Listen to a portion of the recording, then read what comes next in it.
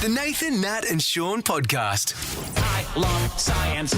I love science. Yeah, we all do.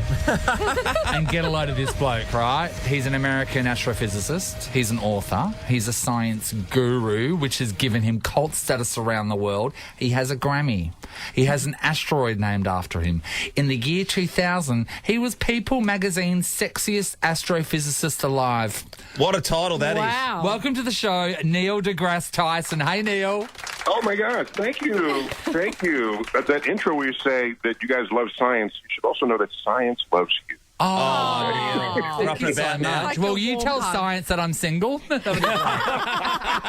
Actually, that's one question we need to get behind because Nathan has been single for a long time. How can that be possible? What's happening in the universe that's not making, that top priority, Neil? I don't know. Is it bad breath? I don't know. At least half the world isn't eligible. At least half, right? And then nowadays, it could be the entire world is accessible. So, yeah, I can't help him. Sorry. And he's one of the top scientific minds in the You're in world. trouble, mate. Exactly. That's not too good, is it? The other title, though, that I also yes. found last this night, is Neil, so was funny. It was an article in one of our Australian papers here, and it actually asked the question, are you the smartest person on TikTok? So I then, so then I did a deep dive, and you're all over TikTok, all these clips, and I just saw myself here swiping and just, you're so compelling. But I got to the end of a lot of the clips going, I don't know what that was all about. How smart he is. That's how you're too smart for me. Well, so TikTok for a while there was this, what kind of dance moves can you put together that others would imitate? And I said I could do that, but I'm not. I'm an educator, so let me put some education stuff on it. And for a while, during COVID, I don't mean people know this, at the TikTok, because everyone was home, right? And TikTok had something called EduTalk. And if you would tag it EduTalk, if it had some educational value, then the parents could tell you to only do EduTalk stuff. Yeah, right. And so I was pretty active at that time, and I think that's when a lot of I think it's over 4 or 5 million followers now, gathered there. But but I ain't dancing for you. And he's not eating those laundry pods either. No, I did. No, actually, I did post what I call the cell phone Macarena. Okay, like if you ever get out of the car and you say, "Wait, do I have my cell phone?" I just like, not you check feeling. your left pocket, your right pocket, your back pocket. We did a little Macarena thing, and then I found it in my back pocket, and I smiled and walked off the camera. Okay, That's brilliant. That's funny. Hey, Neil, in the world, we always need people who are taking us to the next level in science and all other categories so that we can keep progressing as a society, right? But one of the things that's happened, it's probably come to light really in the last year, is been artificial intelligence. And I don't know, the more I think about it, is it a worrying thing that we've got to this point, and are we in trouble with artificial intelligence becoming too smart for us? The people invented it. They've said that we should be worried. And then there was a press conference the other day, Neil, of all these robots saying they're not going to kill us. They are. So that's what you say if you don't want someone to know you're going to kill them. Wait, that's the one at the United Nations where Yes. they brought in their robots? Yes. Or the humanoids. The humanoid robots, I said, this is a mistake. It's a mistake. Straight away, it's a mistake. They're asking the humanoid robot, will you kill us all at tape? No, we are your friend. We've seen iRobot. Oh, Yes, so it's bad. bad. We're not going to take your jobs. Or Neil, tell that to anyone that works in a car factory. You've been interviewed by an AI.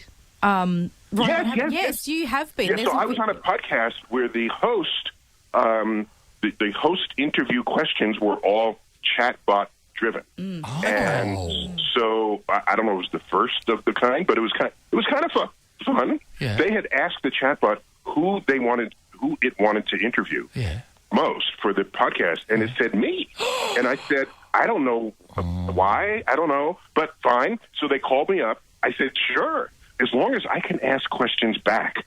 Okay? Yeah. And so, because I wanted to be like Captain Kirk in the old Star Trek, where there's a computer not doing what it should, and he asks it some logical questions that make smoke come out of it, right? Yeah. So I asked it the question. I said, once it did the regular questions, how do you feel about science and what are your challenges, this sort of thing. So then I said, I got one for you. If Pinocchio declared, my nose is about to grow, then what would happen? Right. Now think about that. Yes. Okay. Okay. Because if his nose grows, Yes. that meant he was telling the truth. No, yes. Yes. But the nose only grows if he's lying. Yes. Okay? Yeah. And if his nose doesn't grow, that meant he was telling the truth, but he said his nose was going to grow, which meant he was lying. Oh. So I wanted to see if I could get smoke come out of the ears of the Yes. chatbot. And what happened? How'd they go? Well, okay, so the chatbot called it a paradox, and then, but I did a little schooling of it, and I said, no, it's not really a paradox. It's actually a statement that does not exist in Pinocchio's universe. Oh. No one would ever say that Yes. because it does not exist. And so, in that sense, it's not a paradox. It just does not fit into that universe. I'll give an example in our universe, right? Yes. Yeah. Okay. Here's a question that has no meaning. What's north of the North Pole? That question has no meaning because every direction you step from the North Pole is due south. You can't go east or west from the North Pole. Okay. So there's certain questions that don't fit into the universe that was constructed. Yeah, and the right. Pinocchio universe was created for him, right, for that story. Yes. And so when I said that back to the chat box, it said, oh, thank you for helping me more deeply understand this question. Wow. Yeah. Oh, yeah. Now, how do you feel though? Because I mean, we do know these robots are going to kill us. I mean, straight out. Like, I agree. Skynet, Terminator, all of it. Okay. But they personally know your name, like so they're going to come after you. I mean, I just might be hit by a stray bullet, but they're coming for you. Okay. Well, I think we have to always make sure that we are useful to them. Okay. And that way... So you need to plug them in. Yeah. They'll learn how to... But they'll learn how to use a plug. You're right, Sean. Jesus. Maybe they'll make sure that like the electric company still works, right? All the workers there. This is a blood supply, right? It's electric. Yeah, it is, isn't it? Hey, No, here's the thing. Yeah. go. That's an important question about whether we're all going to die. Yeah. Yes. So the creators, they have very important warnings. Now, here's just a quick reference here. The author Ray Bradbury, all right, he's a science fiction author from the 50s, 60s, and 70s. Someone asked him, why do you always write these stories about these terrible futures? Do you think we're going to have those futures? He said, no. I write these stories so that you know to avoid them. Yes. And it was so I don't mind the warnings, but ultimately we control things unless we create something that we don't control. And so it's not AI that's going to kill us; it's we that are going to kill us through this invention. It's like nuclear weapons, right? If we die from nuclear weapons because we killed ourselves with nuclear weapons, man's will. Yeah. Exactly. Yeah. So, and one other point, by the way, we've had AI for decades. Yeah. Right? But think about it. Everyone's talking about it now. Do you remember when Siri came on I know. with the iPhone? Yeah. Okay. That's AI. I know. It's telling you how to get to grandma's house by avoiding traffic. No one is thinking of that as AI today. Right? But that's what it was. Yeah. So the goalposts for AI have been moving over the decades. I don't have a problem with that, but don't think you are not otherwise living in an AI world right now, because you are. When the car automatically brakes, when you're, self-driving, that's all AI, all of it. So now the worry part is artificial general intelligence, where not only does it know how to do something perfectly, it can learn how to do it better, and it can improve itself.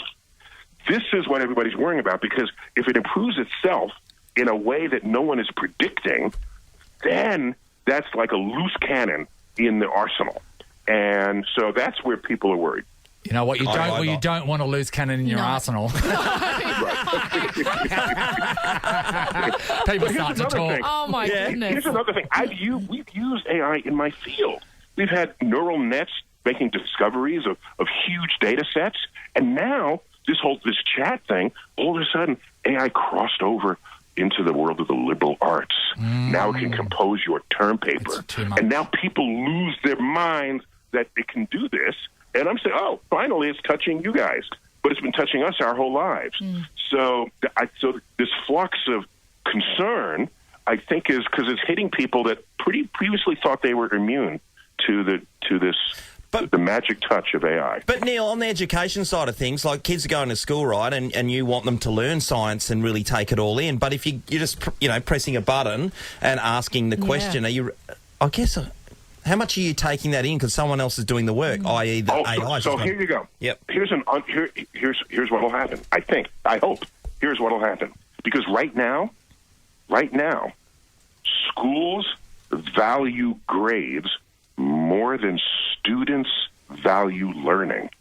Oh. That's why you cheat on an exam.